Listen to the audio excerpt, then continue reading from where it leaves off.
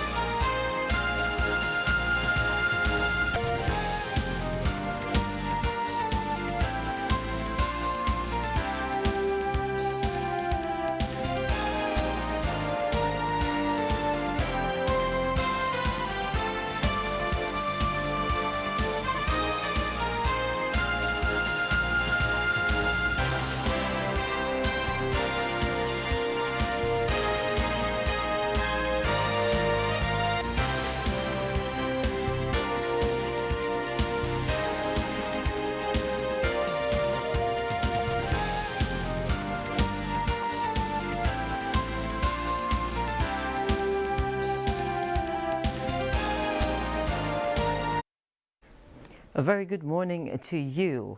The federal government is reassuring Nigerians that the second Niger Bridge, Lagos-Ibadan Expressway and other legacy projects under the Presidential Infrastructure Development Fund will be completed and put to use within the second term of this administration.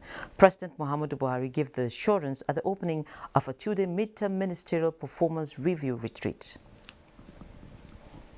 Steps have helped to identify and strengthen weak areas, close gaps, as well as build cohesion and synergy in governance to manage the economy and improve the delivery of public goods and services to Nigerians. Ministers are urged to work closely with permanent secretaries to ensure accelerated and effective delivery of the policies, programs, and projects in their respective priority areas.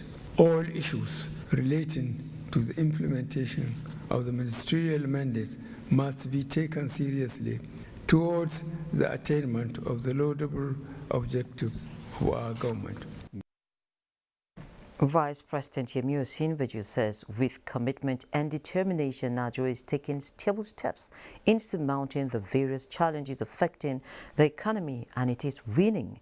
Vice President stated this in his presentation on Economic Sustainability Plan at the opening ceremony of the two-day midterm ministerial performance review retreat in the State House Banquet Hall. Over the past 5 months, falling to about 17% during the second quarter of this year, although food inflation, as you know, is still very troubling, and food production and supply has been affected by security challenges. GDP growth performance in the second quarter of this year has been a highlight with an increase of 5% year on year, the highest since 2015. And I think that this is certainly worth celebrating. Transportation has rebounded to positive growth, 77%. Hospitality, 2%, and that's from negative real estate from 40% down to 4%, trade from about 17% down now to 23%, construction from 40% down to 4% now. The Africa Development Bank is of the view that with progress being made in the recovery process, Nigeria's economic growth rate will rebound to firmer footing. President of the bank, Akinwumi Adesina, made the assertion at the same midterm ministerial performance review in Abuja, and Benny Adams reports. Nigeria is part of a global mix that is applying all measures to not only survive the COVID-19 onslaught on the economy, but also recover and return to prosperous ways. To achieve this, President of the African Development Bank, Akinwumi Adesina, is of the view that Nigeria needs to explore every revenue opportunity in the non-oil sector while investing in infrastructure and financial innovations. A young, productive, youthful population with access to education, skills, social protection, affordable housing, and medical care will power Nigeria's economy now and well into the future. To help the recovery process in Africa, Adesina says the bank has launched a $10 billion crisis response facility with a $289 million in budget support to Nigeria. This is in addition to a $3 billion in support of local pharmaceutical industries in Africa, with Nigeria having a fair share. He says, with adequate investment in the digital economy and the agri-value chain, a growth rate of 2.4% this year and a 2.9% by 2022 is possible. Huge investments in the power sector is expected in 2022 as the federal government proposes more than 300 billion naira for the sector. Joshua Ojito reports on some of the priority projects for the sector next year. For 2022, 301.257 billion naira is allocated for the power sector. Among projects that will receive attention include Rural Electrification Access Program in federal universities at the cost of 1.25 billion naira, while 114 billion naira will be expended on the completion of renewable energy projects nationwide. 220.5 billion naira for multilateral and bilateral funded projects like Sungeru, Abuja Power Feeding Scheme, and Transmission Access Projects. The president have done enough in investment in brownfield on the transmission grid infrastructure for, grid improvement package. This is the first time that we are seeing genuine intervention. Mambila Hydroelectric Power Project is receiving attention in the 2022 appropriation bill, with 200 million naira counterpart fund to be injected into the project. Very wonderful. Our people are prepared. We've already sensitized them on the need for the project. Also captured in the 2022 appropriation bill is Kashimbila Transmission Project and 430 million naira for the construction of 215 gas power stations in Kaduna, while 1 billion naira is appropriated for the distribution expansion project to utilize stranded power from the grid. Expectations are high among electricity customers that the investment in the sector will translate to improved power supply in the country. President Muhammadu Buhari announced that privatization proceeds will be part of borrowings totaling 5.01 trillion naira to fund the deficit in the 2022 fiscal budget. Presenting the 2022 National Budget-Tagged Budget of Economic Growth and Sustainability to the joint session of the National Assembly in Abuja last Thursday, the President said the other source is 1.16 trillion naira drawdowns on loans secured for specific development projects in the country. He said that the fiscal year 2022 is very crucial in his administration's efforts at ensuring that critical projects were completed and put to use to improve the general living conditions of Nigerians. To take a look at issues around funding the budget is the President, Association of National Accountants of Nigeria, ANAN, Professor Benjamin Osisioma. You're welcome to the program. Thank you very much. Yes, so let's move straight on to the budget, of course, which is our topic for today. We're looking at the deficit now and how to fund this deficit. So, as a financial expert, what will be your view on funding budgets with IGR? Well, thank you very much.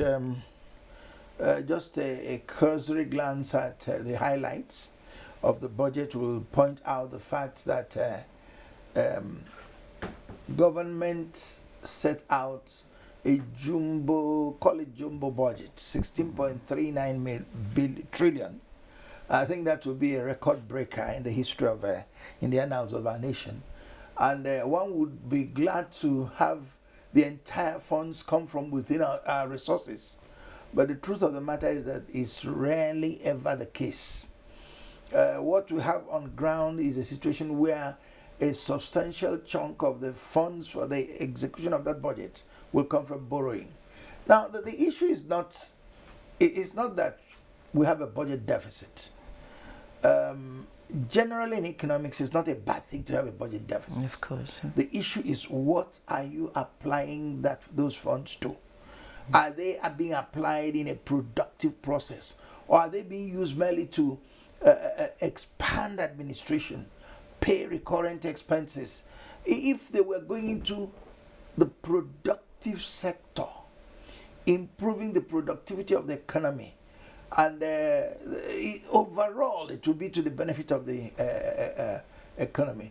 As things are, I remember the minister was saying that the major problem we face in this country at this stage is not just, she said it's not a matter of just the debt. It's primarily a matter of revenue generation, which is actually the core of them. If you have enough revenue, then deficit and budgeting will not be a factor. So they go hand in hand. We've not been able to bring enough Nigerians into the tax net. We've not been able to harness the tax dividends of this entire economy.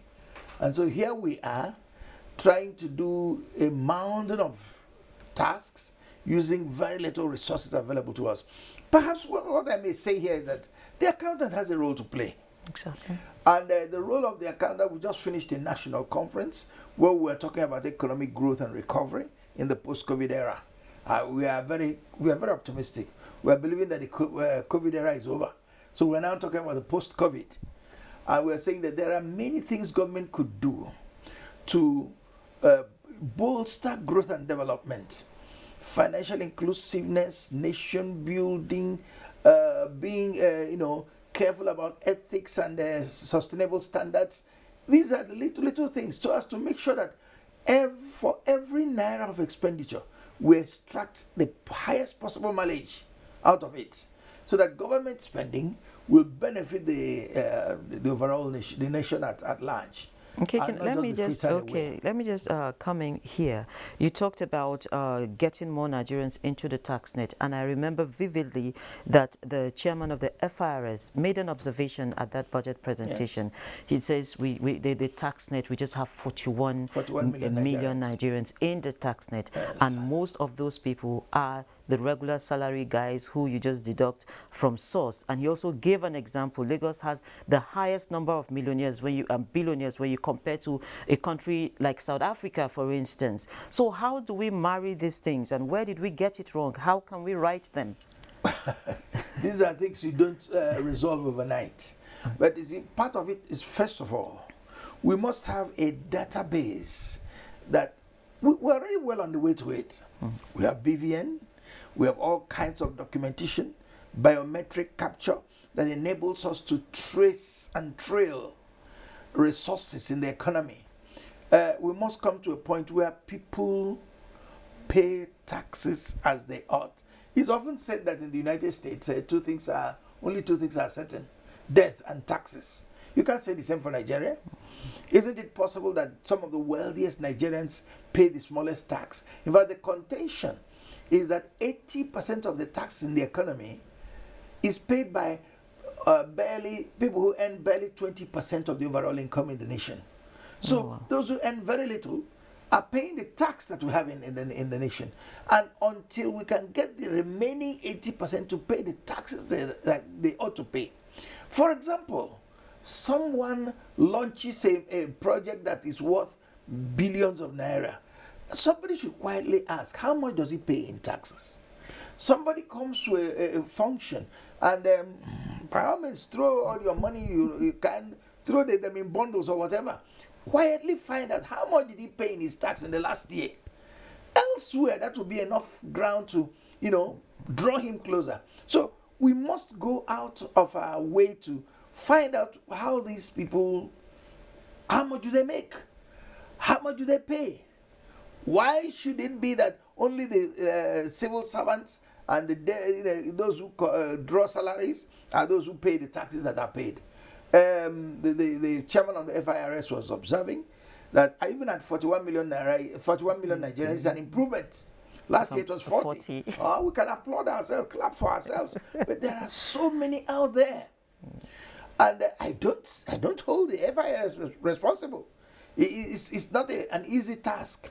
We need to bring the laws and the practices and the conduct into line. And let me also say that as we make this drive to increase revenue generation, a lot of responsibility is laid on government to also make sure that what is paid, It's used well. Yes, so that brings me to the issue of blocking leakages and, of course, being innovative, as also those who are avoiding are also sort of a step ahead to ensure they don't pay. Yes, again, the minister made that point in her presentation, that it's not just a matter of that we have to talk about generating revenue and then blocking wastages, leakages. Again, that's where you need the accountant. It's part of our duty to plan, to control, to lead the execution, such that we apply funds where they will bring the best returns. And the issue here is make sure, even in ordinary small organizations like mine, Association of National Accountants of Nigeria, how do we go out of our way to plug wastes, to make sure that there are no wastages, no inefficiencies, no weaknesses in the system? At times you run foul of the captains of the system because some of them survive through these things. But then that's a challenge we must face up to. The system must be such that as people spend, they are made to account for what they are spending. And again, that is an issue that is accountant is very comfortable with. Accountability issues. We must make sure that whatever you're spending is budgeted, is authorized, it has gone through the right processes. Somebody said that in government accounting, you don't have to be wise. Just make sure that you have followed the rules. In fact, you can afford to be stupid provided you have done what you have followed the budget. Now we should correct that.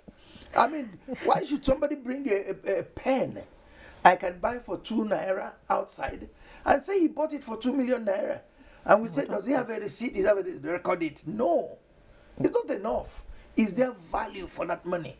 Again, that's another area we play a lot of role. Value for money audit and value for money transactions. So we must make sure that there is value for every money spent. Governments should not just budget, spend. Towards the end of the year, you hurry up. By this time, everybody's hurrying up to make sure you finish your expenditure so that you get more for next year. You must ask yourself, how far have we gone from where we stopped last year? If we have not gone far enough, I saw again the review by the minister of the performance of the budget last year. I wish we could be more robust in analyzing past budgets. It will help us in putting things in place for the future. Like, how much of our revenue did we realize? How much of it was applied for a productive purpose? How much of it was frittered away? These are some of the things we need to watch. Yeah, so we just pause, look back, and then project ahead. It will help us to get to where we want to get. Okay, I must sincerely thank you. I'm being told time and time again that we don't have time. So I must sincerely thank you, Professor Benjamin Osisioma, the president of ANAN, for coming on Business Express. Please permit me to also say that I was very impressed with the level of work the minister and the director of budget has put they put into the preparation of this budget, I could see a lot of good expertise being built into it. My prayer is that we'll implement it with the same diligence with which it has been prepared. Amen. Thank you. Yes, sir. So we move straight to Surviving COVID-19 series with Benny Adams. Surviving COVID-19 series is brought to you in partnership with the Central Bank of Nigeria. Dare Adeboye, a 2018 graduate of Theatre and Media Arts from the Federal University of Ekiti, is among the unemployed Nigerian youth who was managing at a piggery farm far away from his residence in Ayegbaju Ekiti. The lockdown of the government to curtail the coronavirus kept him at home for weeks, unable to visit the farm where he could at least provide for himself and siblings. He was introduced into the CBN COVID-19 support loan facility for households and small, medium enterprises. The program he thought was initially a scam, but the determination to give the program a trial changed his life. I just say, okay, let me just give this a trial. So I clicked on the link and it took me directly to the official website where the COVID-19 application form is. So I put up the application and for God so good, it was approved.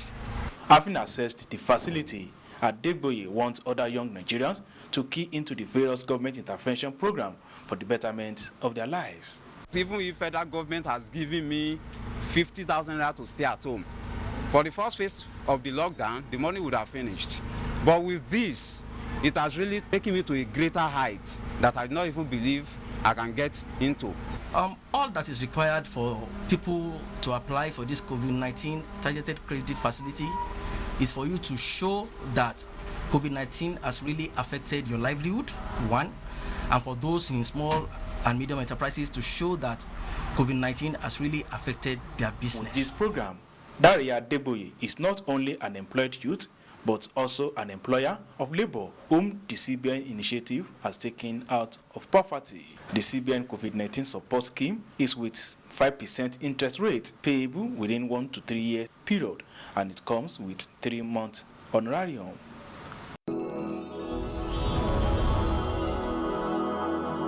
Surviving COVID-19 series is brought to you in partnership with the Central. Nigerian stocks halted 12 days rise as investors engage in profit-taking to see the market gate drop slightly on Monday. Shares in Asia Pacific traded low on Tuesday with major indexes from China to South Korea falling at least 1%. Investors will monitor the latest employment data on Tuesday as the Labour Department releases a job openings and labor turnover survey.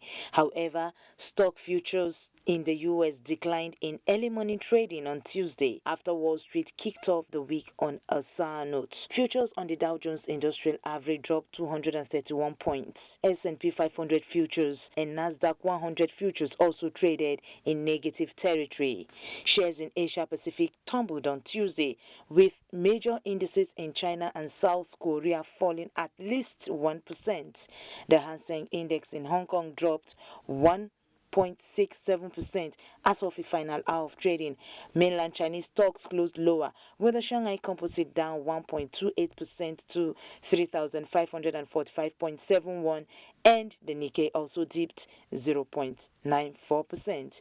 European stocks slid in negative territory on Tuesday amid gloomy sentiment in global markets. The mood for African markets are uncertain, with most stocks still maintaining last week's figures. Others are yet to post new figures, maintaining Monday's record. Boss said the able Business Express. And of course, we end this edition of Business Express here. We value your feedback, so keep the comments, observations, and suggestions coming. Also be informed that all previous episodes are available on YouTube on the NTA's channel. Business Express returns Wednesday at 3 p.m. I'm Leakages. Baba Tunde. Stay blessed.